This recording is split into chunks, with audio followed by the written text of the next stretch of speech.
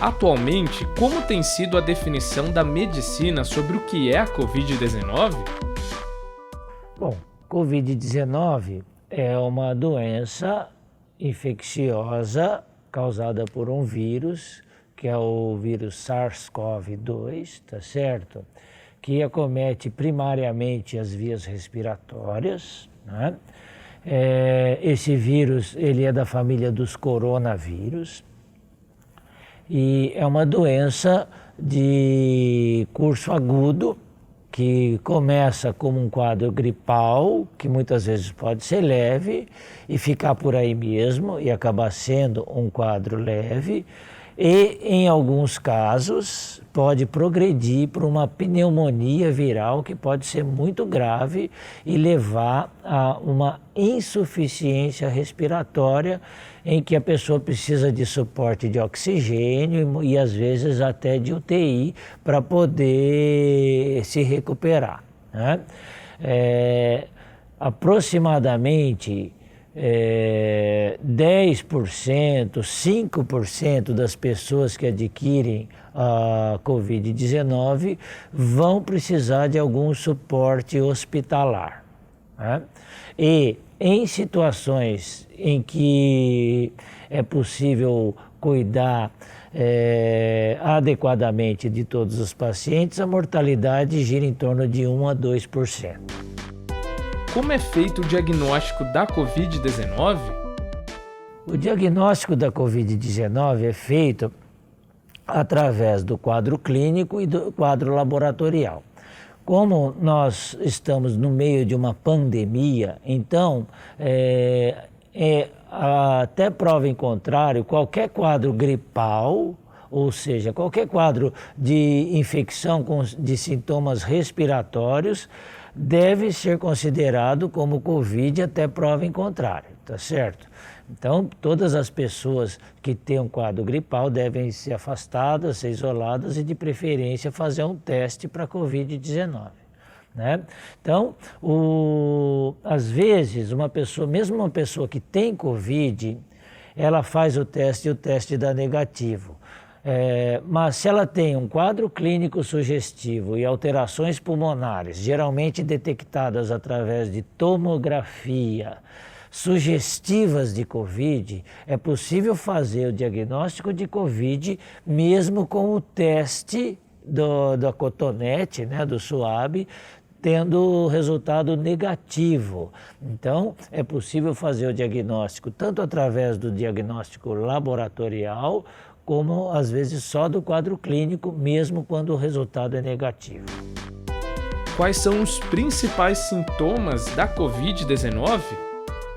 Em boa parte dos casos, ele pode ser só um quadro semelhante a um quadro gripal, leve, né? Ou um quadro gripal que deixa você 2, 3 dias na cama, assim, com um pouco de febre e com o corpo dolorido e sintomas de tosse, coriza, e acabar melhorando. Ou a partir do 5º dia ele pode ir progredindo para um quadro de cansaço progressivo, uma falta de ar em que a quantidade de oxigênio no ambiente passa a ser insuficiente para você poder oxigenar o seu corpo. E quando isso acontece, é sinal que os pulmões têm um comprometimento mais significativo. Ou seja, você está desenvolvendo uma pneumonia viral.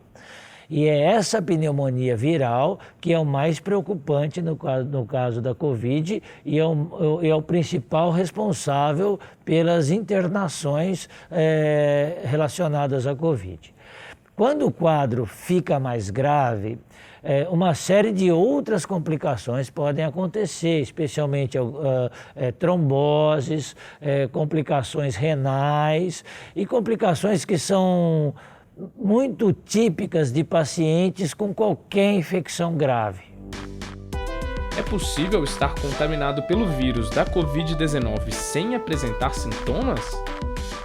É possível sim, tá certo? Algumas pessoas, e a ciência ainda não conseguiu definir exatamente, mas possivelmente em torno de 15% ou até 20% das pessoas contaminadas com o Covid vão ter um quadro tão leve que elas não vão nem perceber. E essas pessoas, elas acabam sendo importantes na disseminação da doença, né? Porque como elas não têm sintomas, elas acabam passando para outras pessoas, elas não se retiram para fazer algum isolamento e tudo mais, acham que está tudo bem, e com isso a doença vai se propagando na comunidade. Mesmo após estar curado da Covid-19, é possível ainda apresentar algum tipo de sintoma ou sequela? Nós estamos vendo aí milhões e milhões de casos de Covid, mas desses milhões de casos que tiveram Covid e da grande maioria que sobreviveu ao Covid, uma boa parcela deles vai ficar com alguma sequela, né? Alguns, essa sequela vai durar aí 2, 3 meses, 6 meses, até um ano, um quadro de fadiga, um quadro de uma intolerância a práticas de atividade física que a pessoa conseguia fazer tranquilamente e fica um tempo sem conseguir fazer, né? Questões relacionadas ao olfato também, algumas pessoas, aquele sintoma clássico de parar de sentir o cheiro das coisas, que na grande maioria das vezes reverte 100%, para algumas pessoas fica, desde o início da pandemia, tem pessoa que até agora não voltou a sentir o cheiro, né? E como eu estava falando em relação àqueles quadros de cansaço, algumas pessoas ficam com uma fibrose no pulmão, que é vista inclusive em exames de tomografia muitos meses depois que a pessoa teve o Covid, e a perspectiva para alguns é não recuperar 100% para o resto da vida. Ou seja, existem sim sequelas importantes naqueles que sobreviveram ao Covid, né? Que podem ser sequelas muito relacionadas a características da Covid em si, ou sequelas de a pessoa ter tido uma doença aguda muito grave, ter ficado na UTI muito tempo. Então pode ser insuficiência renal, pode ser uma dificuldade de tolerar exercícios, um cansaço muito fácil, tromboses que podem levar a amputações, AVCs, tá certo? A quantidade de sequelas, ela é bem variada e algumas delas podem ser para o resto da vida. Graças a Deus, a maior parte dessas sequelas a gente tem observado nos pacientes que melhoram com o tempo. Mas, infelizmente, alguns vão ficar sequelados por tempo indeterminado. Até o momento, quais têm sido as principais sequelas pós-Covid-19? As principais sequelas são um cansaço prolongado. A pessoa demora para voltar àquela funcionalidade que ela tinha antes de adoecer, né? Algumas pessoas têm dificuldade, inclusive, para tomar banho, né? E isso pode durar por semanas ou meses, né? Uma coisa que a gente verifica também com frequência é a questão do paladar, do sabor das comidas e do cheiro também das coisas. Às vezes o cheiro volta, mas ele volta diferente. Eu tive vários pacientes que, por exemplo, adoravam tomar café.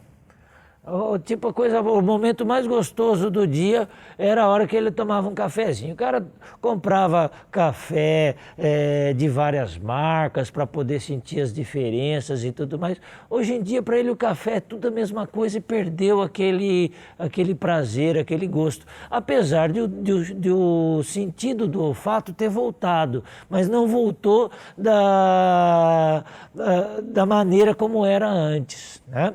Isso é uma coisa que eu vi já algumas vezes acontecer, né? Além dessa questão relacionada à capacidade funcional, à capacidade de atividade física das pessoas, sem contar que alguns tiveram AVCs e tromboses relacionados ao quadro muito grave de Covid. Existem tratamentos ou orientações para sequelas pós-Covid-19? Existem, né? Existem, inclusive, nas principais faculdades de medicina, estão se montando ambulatórios para reabilitação desses pacientes, mesmo esses pacientes que ficam com sequelas olfativas, né? É possível você fazer uma espécie de uma fisioterapia nesse sentido para poder ir melhorando a questão do olfato, além da fisioterapia convencional, da parte respiratória e da parte motora.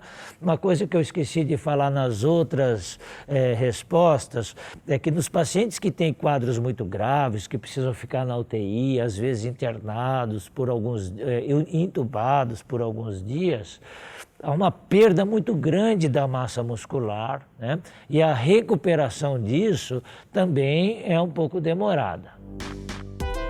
Quais são as principais orientações para a prevenção da Covid-19?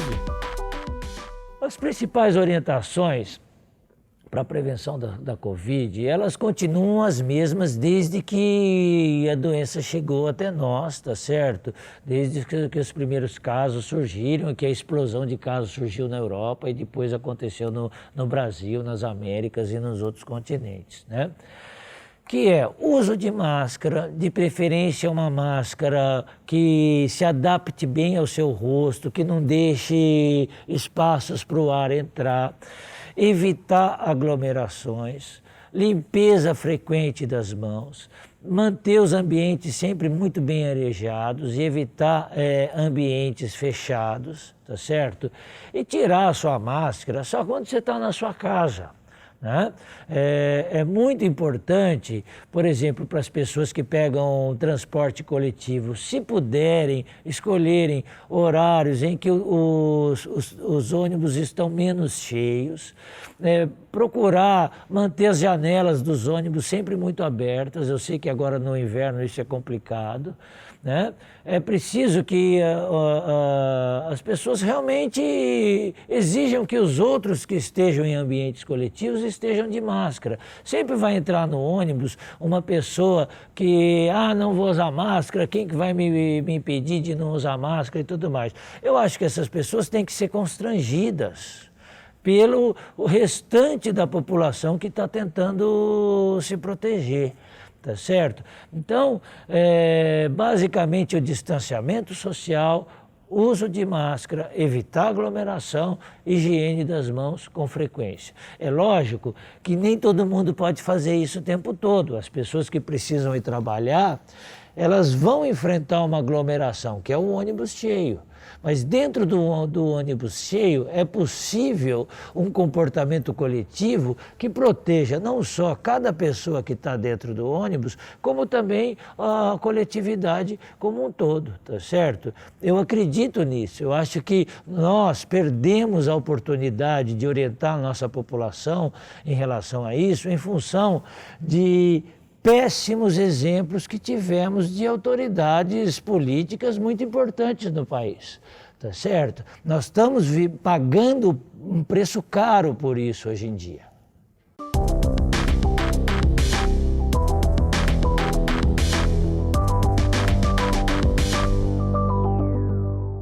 E para você que acompanha os nossos programas e gosta de estar por dentro dos assuntos da cidade e também do trabalho dos vereadores, se inscreva no nosso canal e confira tudo o que acontece aqui na TV Câmara. E se você gostou do nosso conteúdo, não esqueça de curtir nossos vídeos. Deixe aqui o seu like. Deixe o seu comentário e ative o sininho para ser avisado de todas as novidades.